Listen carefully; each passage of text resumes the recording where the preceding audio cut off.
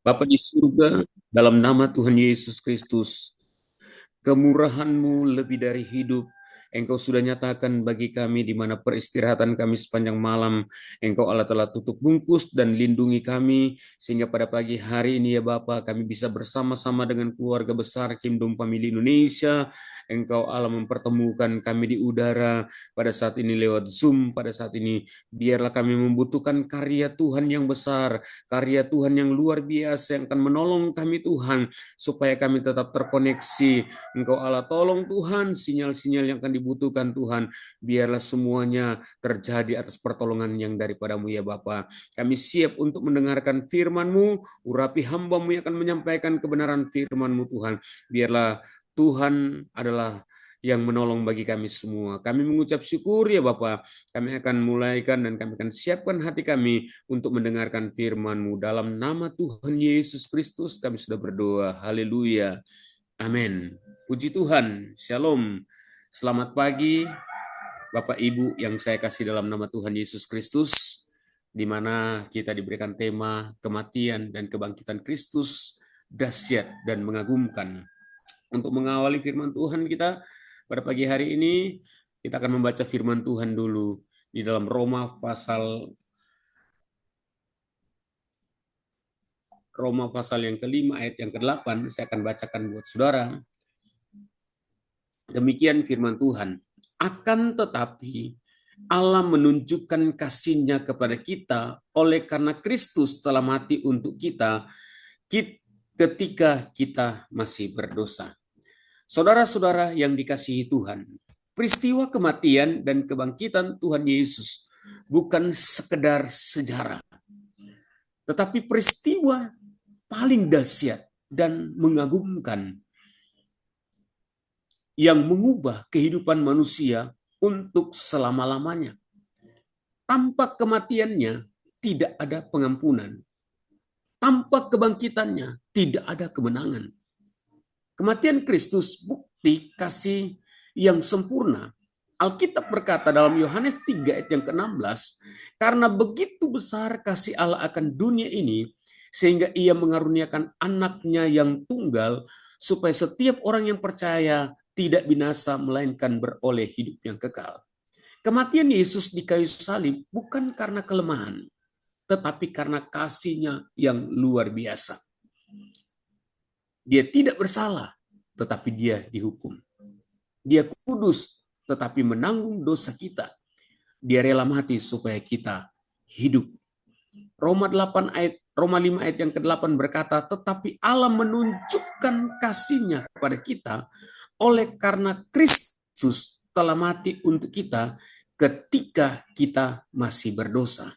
Salib adalah bukti kasih Tuhan tidak bersyarat. Kematian Kristus mengubah segalanya.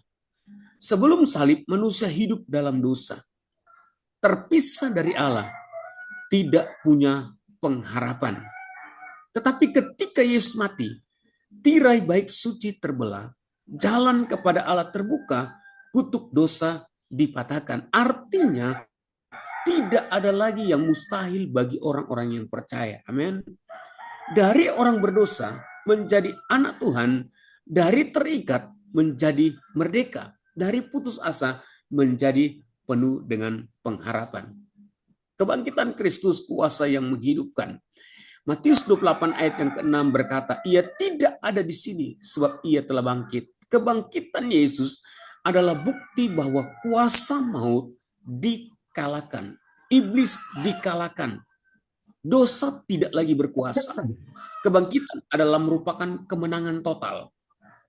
Dalam kuasa kebangkitan, yang lemah menjadi kuat, yang sakit bisa disembuhkan, yang hancur dipulihkan. Ini inti iman.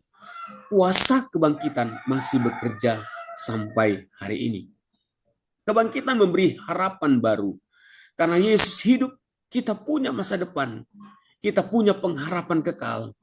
Kita tidak takut menghadapi kematian. 1 Korintus pasal yang ke-15 ayat ke-55 berkata, hai maut, di manakah kemenanganmu? Orang percaya tidak hidup dalam ketakutan, tetapi dalam iman dan kemenangan. Apa yang harus kita lakukan? percaya sepenuhnya hati kepada Yesus. Bukan sekedar tahu, tapi sungguh-sungguh hidup dalam iman. Hidup dalam pertobatan, tinggalkan dosa, hidup benar di hadapan Tuhan. Hidup dalam kuasa Roh Kudus. Sebagai umat Tuhan, kita percaya kuasa kebangkitan dinyatakan melalui Roh Kudus. Berani bersaksi, cerita bahwa hidup dan berkuasa. Yesus berkuasa. Yesus punya kehidupan. Jadi Bapak Ibu yang saya kasih dalam nama Tuhan Yesus Kristus, kita melihat kematian Kristus, bukti kasih yang sempurna. Isi saudara-saudara yang dikasih, dunia ini banyak orang berbicara tentang kasih, tetapi kasih manusia sering terbatas dan berubah, bersyarat. Namun hari ini kita melihat satu kasih yang tidak terbatas, tidak berubah dan tidak bersyarat, yaitu kasih Allah melalui kematian Yesus Kristus di kayu salib. Salib bukan sekedar lambang penderitaan, tetapi bukti kasih yang sempurna. Kasih yang memberi bukan menuntut. Yohanes 3:16 berkata, karena begitu besar kasih Allah akan dunia ini, sehingga ia telah mengaruniakan anaknya yang tunggal, supaya setiap orang yang percaya kepadanya tidak binasa, melainkan beroleh hidup yang kekal. Kasih Tuhan bukan hanya kata-kata, tetapi tindakan yang nyata. Dunia berdosa, Tuhan tetap mengasihi. Manusia memberontak, Tuhan tetap memberi. Kita tidak layak, Tuhan tetap berkorban. Kasih sejati selalu memberi, bukan menuntut. Kasih di saat masih berdosa. Roma 5 ayat yang ke-8 berkata, tetapi Allah menunjukkan kasih-Nya kepada kita. Oleh karena Kristus telah mati untuk kita ketika kita masih berdosa. Perhatikan ini, Yesus tidak mati ketika kita sudah baik, tetapi ketika kita masih berdosa, artinya Tuhan tidak menunggu kita sempurna. Tuhan tidak menunggu kita berubah dulu. Tuhan mengasihi kita apa adanya, lalu mengubah kita. Ini kasih yang tidak bisa dibandingkan dengan apapun di dunia ini. Kasih yang rela berkorban total. Yesaya 53 ayat yang ke-5 berkata, Dia tertikam oleh karena pemberontakan kita. Salib adalah tempat pengorbanan terbesar. Mahkota duri demi kita. Cambukan demi kita. Paku di tangan dan di kaki demi kita. Darah tercurah demi penebusan kita. Tidak ada kasih yang lebih besar dari ini. Yesus memberikan bukan sebagian hidupnya, tetapi seluruh hidupnya. Kasih yang menyelamatkan dan memulihkan. Kematian Kristus bukan sia-sia, tetapi menghasilkan pengampunan dosa, menghasilkan pemulihan hubungan dengan Allah, menghasilkan hidup yang baru. Dari orang berdosa menjadi anak Tuhan. Amin. Dari orang terikat menjadi orang merdeka. Dari orang yang hancur dipulihkan. Itulah sebabnya kuasa dari kasih yang sempurna. Bagaimana kita meresponi kasih ini? Kita mungkin berkata terima kasih itu dengan iman. Jangan tolak kasih Tuhan. Hidup dalam pertobatan. Kasih Tuhan bukan untuk disia-siakan. Mengasihi Tuhan dengan sungguh-sungguh, balas kasih dengan hidup yang berkenan. Mengasihi sesama. Kasih yang kita terima harus kita bagikan. Sebagai umat Tuhan, kita tidak hanya tahu kasih Tuhan, tetapi mengalami dan memancarkan sinar bagi orang yang lain. Saudara-saudara, kematian Kristus adalah bukti kasih yang sempurna. Kasih yang tidak bersyarat, kasih yang menyelamatkan. Hari ini kita diingatkan, tidak ada dosa yang terlalu besar untuk diampuni. Tidak ada yang terlalu hancur untuk dipulihkan. Mengajak kepada kita, mari datang kepada Tuhan. Terima kasih Tuhan atas kebaikan-Mu. Serahkan hidupmu sepenuhnya. Hidup dalam kasih. Yesus mati bukan karena terpaksa, saudara. Tetapi karena Dia mengasihi saudara. Kalau mau saya bisa merasakan pertolongan Tuhan yang luar biasa. Tuhan itu sangat baik dan Dia sangat menolong kita. Kalau kita melihat kematian Kristus yang mengubah segalanya. Saudara-saudara yang dikasihi Tuhan, kematian Yesus di kayu salib bukan sekedar peristiwa tragis, tetapi peristiwa yang mengubah segalanya. Salib bukan akhir, salib adalah awal dari perubahan besar dalam hidup manusia. Dari gelap menjadi terang, dari kematian menjadi kehidupan, dari putus asa menjadi penuh pengharapan. Dari dosa menjadi pengampunan. Kolose 2 ayat 14 berkata, dengan menghapuskan surat hutang. Dosa adalah hutang yang tidak bisa kita bayar. Tetapi di kayu salib, Yesus menanggung semua dosa kita. Hutang kita dilunasi, kita dibebaskan. Haleluya. Artinya, tidak ada lagi tuduhan bagi orang yang ada di dalam Kristus. Dari keterpisahan menjadi hubungan dengan Allah. Dosa membuat manusia terpisah dari Allah. Tetapi saat Yesus mati, tirai baik suci terbelah. Jalan kepada Allah terbuka. Sekarang kita bisa datang kepada Tuhan. Berdoa dengan bebas. Mengalami hadirat Tuhan. Menyembah Tuhan. Memuji Tuhan. Hubungan yang rusak dipulihkan. Dari kutuk menjadi berkat. Yesaya 53 ayat yang kelima berkata, ganjaran yang mendatangkan keselamatan bagi kita ditimpahkan kepadanya di atas kayu salib. Yesus mengambil kutuk kita. Kita menerima berkat. Dari hidup terikat menjadi merdeka. Dari terkutuk menjadi diberkati. Ini suatu perubahan yang luar biasa. Dari hidup lemah menjadi hidup yang baru. 2 Korintus 5 ayat 17 berkata bahwa jadi siapa yang ada di dalam Kristus, ia adalah ciptaan baru. Kematian Kristus membuat hati yang keras menjadi lembut. Haleluya. Hidup yang rusak menjadi dipulihkan. Amin. Lalu ia tidak lagi mengikat. Kita bukan lagi manusia lama. Dari kekalahan menjadi kemenangan. Kita dulu tidak berdaya, kita orang lemah, kita kalah, dan kita menjadi orang yang menang. Secara manusia, salib terlihat seperti kekalahan. Tetapi sebenarnya iblis dikalahkan, kuasa dosa dihancurkan, kemenangan dinyatakan.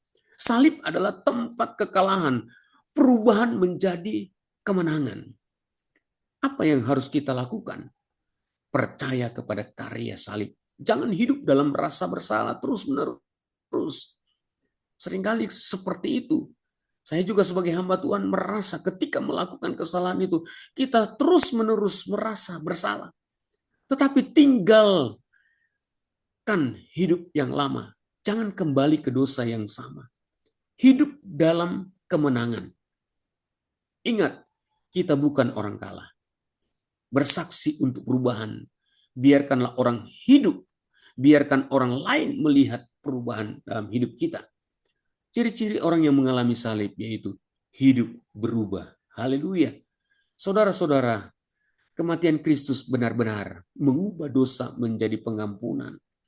Mengubah keterpisahan menjadi hubungan. Mengubah kutuk menjadi berkat. Mengubah hidup lama menjadi hidup yang baru. Apakah kita sudah diubahkan oleh salib? Mari datang kepada Tuhan. Yang masih terikat pasti dilepaskan. Yang hidupnya hancur dipulihkan. Yang lemah pasti dikuatkan. Salib Kristus masih berkuasa hari ini.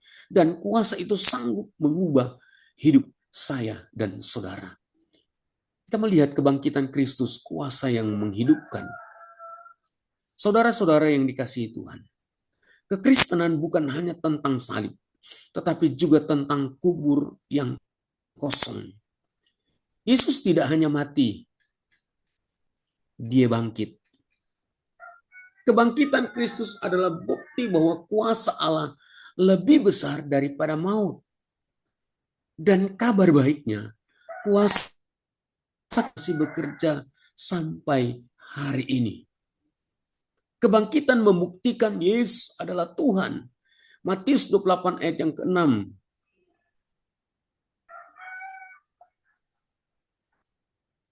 Ia tidak ada di sini sebab ia telah bangkit, sama seperti yang telah dikatakannya. Mari, lihatlah tempat ia berbaring. Ia tidak ada di sini sebab ia telah bangkit. Tidak ada tokoh lain yang mati lalu bangkit dengan kuasa sendiri. Kubur Yesus kosong karena dia hidup. Hanya Yesus yang berani memberikan hidupnya untuk saya dan saudara. Kebangkitan adalah bukti Yesus adalah anak Allah. Perkataannya benar. Janjinya dapat dipercaya. Iman kita tidak sia-sia. Kebangkitan mengalahkan maut. Maut adalah musuh terbesar manusia. Tetapi melalui kebangkitan, maut dikalahkan. Kubur tidak berkuasa lagi. Ketakutan dihancurkan. Yohanes 11 ayat yang ke-25 berkata, akulah kebangkitan dan hidup. Artinya orang percaya tidak lagi hidup dalam ketakutan. Amin. Tetapi dalam pengharapan kekal. Kebangkitan memberikan hidup baru. Roma 8 ayat yang ke-11 berkata, roh dia yang telah membangkitkan Yesus akan menghidupkan juga tubuhmu. Kuasa kebangkitan bukan hanya untuk nanti di surga, tetapi untuk hari ini. Menghidupkan iman yang mati, memulihkan hati yang hancur, menguatkan yang lemah. Tidak ada hidup yang terlalu rusak untuk dipulihkan. Kebangkitan memberikan kemenangan. Tanpa kebangkitan, salib adalah kekalahan. Tetapi karena kebangkitan, kita hidup dalam kemenangan. Kita lebih dari pemenang. Amin. Ada pujian berkata kita adalah pemenang. Kita tidak dikalahkan oleh keadaan. Kita percaya kuasa Roh Kudus adalah kuasa kebangkitan yang nyata. Ada mujizat, ada kesembuhan, ada pemulihan yang terjadi. Yesus hidup, dia bekerja. Bagaimana kita meresponi kebangkitan Kristus? Hidup dalam iman yang hidup. Bukan iman yang mati, tetapi iman yang penuh kuasa. Tinggalkan hidup kita yang lama. Jangan hidup seperti orang yang belum ditebus. Bangkit dari keterpurukan. Jangan tinggal dalam kegagalan atau dosa. Hidup dalam kuasa Roh Kudus. Biarkan kuasa kebangkitan bekerja dalam hidup saya dan saudara. Saudara-saudara, kebangkitan Kristus adalah kuasa yang mengalahkan maut. Kebangkitan Kristus adalah kuasa yang menghidupkan. Kebangkitan Kristus adalah kuasa yang memberi kemenangan. Hari ini kita diingatkan, Yesus hidup. Dan karena dia hidup, kita pun hidup. Mari datang kepada Tuhan. Yang lemah dikuatkan, yang mati rohani dihidupkan, yang putus asa diberikan pengharapan. Karena kuasa kebangkitan tidak hanya cerita, tetapi nyata dan tersedia bagi saudara, bagi saya dan saudara pada hari ini. Kita melihat kebangkitan Kristus memberikan harapan yang baru. Saudara-saudara yang dikasihi Tuhan, dalam hidup ini banyak orang kehilangan harapan karena masalah ekonomi, karena sakit penyakit, karena kegagalan hidup, bahkan karena kematian orang yang dikasihinya. Dalam Tuhan Yesus Kristus, di mana hari-hari ini banyak orang yang meninggal karena sakit, saudara. Mungkin karena faktor U, dia sakit-sakit, akhirnya dia meninggal. dan bahkan kematian orang yang dikasih, bahkan karena kematian orang yang dikasih. Beberapa minggu yang lalu ada umat Tuhan, istrinya melahirkan, lalu anaknya dipanggil oleh Tuhan, dan itu merupakan kehilangan buat ibu itu, dan sampai hari ini dia belum bisa menerima apa yang Tuhan lakukan. Jadi kami terus datang berdoa, kami terus memohon kepada Tuhan supaya ibu itu dikuatkan, ditolong, supaya dia mengalami pemulihan, dia mengalami pertolongan Tuhan. Dan puji Tuhan, lambat laun Tuhan mulai bekerja dalam hidupnya, dan dia mulai merasakan akan nilai-nilai kebahagiaan dari Tuhan. Namun hari ini kita mendengar kabar yang luar biasa. Yesus bangkit, dan kebangkitannya membawa satu hal, harapan baru. Kebangkitan memberikan harapan di tengah keputusasaan. 1 Petrus 3, 1 Petrus pasal 1 ayat yang ketiga berkata, oleh kebangkitan Yesus Kristus dari antara orang mati kepada suatu hidup yang penuh harapan. Sebelum kebangkitan, murid-murid takut. Pengikut-pengikut Yesus pada waktu itu takut. Hati mereka hancur, mereka kehilangan guru mereka, penuntun mereka. Mereka kehilangan arah. Tetapi setelah Yesus bangkit, mereka dipulihkan. Amin. Puji Tuhan. Mereka punya keberanian. Mereka penuh pengharapan. Artinya tidak ada keadaan yang terlalu gelap bagi Tuhan. Kebangkitan menjamin masa depan. 1 Korintus 15 ayat yang ke-20. Tetapi yang benar ialah bahwa Kristus telah dibangkitkan. Kebangkitan Yesus adalah jaminan bahwa hidup kita tidak berakhir di dunia ini. Ada kehidupan kekal. Ada masa depan bersama dengan Tuhan. Orang percaya tidak hidup tanpa arah, tetapi hidup dengan tujuan yang kekal. Kebangkitan mengalahkan ketakutan akan kematian. Banyak orang takut akan kematian. Tetapi Yohanes 14 ayat 19 berkata, sebab aku hidup dan kamu pun akan hidup. Haleluya. Karena Yesus hidup, kita tidak takut mati. Kita punya pengharapan kekal. Kita tahu bahwa akhir hidup kita adalah kemenangan. Maut bukan akhir, tetapi pintu menuju kehidupan kekal. Kebangkitan memberi harapan dalam hidup sehari-hari. Kebangkitan bukan hanya tentang nanti di surga, tetapi juga untuk hari ini. Kuasa kebangkitan memberi harapan bagi yang putus asa, kekuatan bagi yang lemah, pemulihan bagi orang yang hancur. Hari ini Tuhan sanggup mengubah keadaan kita. Bagaimana hidup kita dalam harapan baru? Jangan menyerah. Amin. Karena Tuhan masih bekerja. Tetap percaya walaupun keadaan belum berubah. Bangkit dari keterpurukan. Jangan tinggal dalam kegagalan. Jadi membawa harapan bagi orang lain. Ceritakan bahwa Yesus hidup. Saudara-saudari yang saya kasih dalam nama Tuhan Yesus Kristus. Harapan bagi yang putus asa. Kekuatan bagi yang lemah. Jaminan bagi masa depan. Hari ini kita diingatkan, selama Yesus hidup, selalu ada harapan. Mari datang kepada Tuhan, yang kehilangan harapan dipulihkan, yang lemah dikuatkan, yang takut diberikan damai sejahtera. Yesus bangkit dan dia memberi harapan baru bagi hidup saudara hari ini.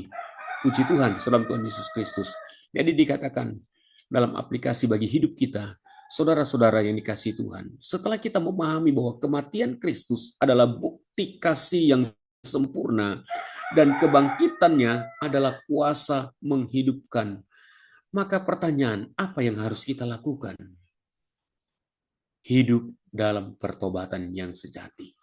Yesus sudah mati untuk dosa kita, maka kita tidak boleh lagi hidup dalam dosa. tinggalkan kebiasaan lama, tinggalkan hidup yang tidak berkenan, mulai hidup baru di hadapan Tuhan.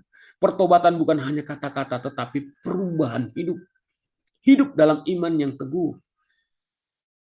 Karena mati dan bangkit, kita harus hidup dengan iman yang kuat. Percaya kalau keadaan sulit, tetap berharap walaupun belum melihat, tidak goyah oleh keadaan. Saudara Tuhan Yesus Kristus, di mana saya bertemu dengan hamba Tuhan, di mana kami mengadakan pelayanan penjangkauan 7 jam perjalanan, 2 jam ibadah, dan 7 jam pulang. Lalu hamba Tuhan itu karena seringkali ketika belum menghadapi medan seperti itu, kami harus menservis motor, kencangkan rantai, lihat ban atau ini, dan supaya ketika kita masuk dalam medan misi itu, kita benar-benar sampai di tujuan, jangan sampai terkendala. Nah, jadi lalu dia berkata, mengadakan jempol kepada saya, itu kita adalah orang yang punya misi untuk menjangkau jiwa-jiwa. Saya katakan tidak banyak jiwa di sana, tetapi saya punya beban untuk melihat mereka supaya mereka tetap percaya. Walaupun kami berpikir sulit untuk dijangkau, tetapi puji Tuhan, kami menikmati pertolongan Tuhan itu luar biasa. Dan kita percaya, kita berharap walaupun belum kita melihat, kita katakan Tuhan pasti menolong kita. Tidak goyah oleh keadaan. Banyak teman-teman hamba Tuhan berkata, ngapain jauh-jauh, capek-capek badan. Tetapi kami pergi dengan sehat, pulang dengan sehat, dan semua oleh karena pertolongan Tuhan. Hidup dalam kuasa Roh Kudus. Kita sebagai orang yang percaya, kuasa kebangkitan dinyatakan melalui kuasa Roh Kudus. Artinya kita tidak hidup dalam kelemahan.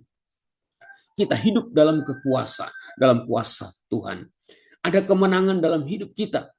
Yang sakit bisa disembuhkan, yang terikat bisa dilepaskan, yang lemah dikuatkan. Hidup dalam kasih. Jika Kristus sudah mengasihi kita sampai mati, maka kita juga harus mengasihi sesama, mengampuni orang lain, tidak menyimpan kepahitan, menjadi berkat bagi orang lain.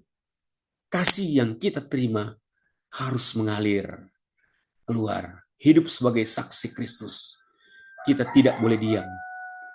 Kita harus memberitakan kabar baik. Seperti moto atau visi dari Kingdom Family, menuntaskan amanat agung. Beritakan firman Tuhan. Saya katakan sama istri dan jemaat, semasih saya kuat, saya melayani Tuhan, menjangkau jiwa-jiwa. Karena apa? Kita harus memberitakan kabar baik. Yesus mati, Yesus bangkit, Yesus hidup. Bersaksi lewat perkataan, bersaksi lewat kehidupan, dan bersaksi lewat perbuatan. Hidup dengan pengharapan. Karena kebangkitan Kristus, kita tidak mudah putus asa. Kita tidak takut masa depan. Kita tahu bahwa Tuhan memegang hidup kita. Selalu ada harapan di dalam Yesus. Saudara-saudara yang sekasih dalam Tuhan, kematian dan kebangkitan Kristus bukan hanya untuk diketahui, tetapi untuk dialami dan dihidupi. Hari ini ambil keputusan, mau hidup benar, mau hidup dalam iman, mau hidup dalam kuasa Tuhan. Serahkan hidupmu sepenuhnya kepada Tuhan, tinggalkan dosa, terima kuasa kebangkitan dan hidup kita. Jangan hanya tahu tentang salib dan kebangkitan, tetapi hiduplah di dalam kuasanya setiap hari. Tuhan Yesus memberkati renungan firman Tuhan pada pagi hari ini. Biarlah kasih Tuhan selalu dinyatakan buat kita semua. Amin. Kita berdoa. Bapa di surga, dalam nama Tuhan Yesus Kristus kami bersyukur, hamba-Mu sudah berhenti berbicara, namun kami percaya Allah Roh Kudus senantiasa tetap berbicara dalam kehidupan kami, mengingatkan kami, memberikan spirit bagi kami, untuk tetap kami melayani, menuntaskan amanat agung, sama seperti moto dan visi daripada Kingdom Family, menuntaskan amanat agung, mencari jiwa sebanyak mungkin, dan jiwa-jiwa itu mengalami suatu perubahan, dan hati Tuhan disenangkan, nama Tuhan dipuji, nama Tuhan dipermuliakan. Terima kasih Tuhan, berikan terus kekuatan bagi kami Tuhan, untuk kami mengerjakan misi dan visi ini Tuhan, supaya kami mengalami mengalami kekuatan terus bersama dengan Tuhan, dan kami selalu mengalami berkat dan anugerah Tuhan. Terima kasih Tuhan buat firman Tuhan yang sudah mengingatkan kami kematian Kristus Yesus tidak sia-sia, kebangkitan memberikan suatu pemulihan bagi kami untuk kami senantiasa tetap melayani Tuhan. Terima kasih Tuhan, terpujilah namamu di surga. Kami sudah mendengarkan firman-Mu dan kami sudah menyampaikan firman-Mu. Dalam nama Tuhan Yesus Kristus kami sudah berdoa. Haleluya. Amin. Kembalikan kepada